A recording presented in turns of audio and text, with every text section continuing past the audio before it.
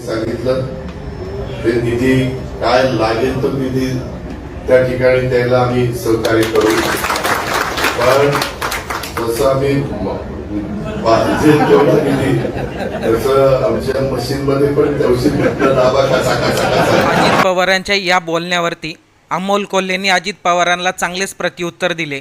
अमोल कोल्हे म्हटले, कचा कचा बटणं दाबण्यासाठी तुम्ही पाहिजे तेवढा निधी देतात, पण तो निधी सर्वसामान्य जनतेच्या टॅक्समधून आलेला निधी असतो आणि त्याच निधीचा तुम्ही गैरवापर करतात आणि तुम्ही लोकांच्या जनतेशी बोलत आहात, कुठल्या मार्केटमध्ये नाही बोलत.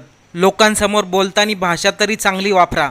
पहा अमोल कोल्हे अजित पवारांना काय म्हणले. परवा कोणीतरी प्रश्न विचारला, मयूर भाऊ नट सम्राट पाहिजे की कार्य सम्राट पाहिजे.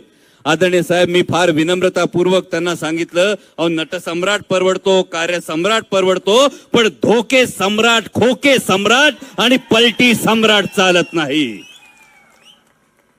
आता परवा कोणीतरी म्हणालं, मगाशी सचिन भाऊंनी उल्लेख केला, पाहिजे तेवढा निधी देतो पण कचा कचा बटन दाबा.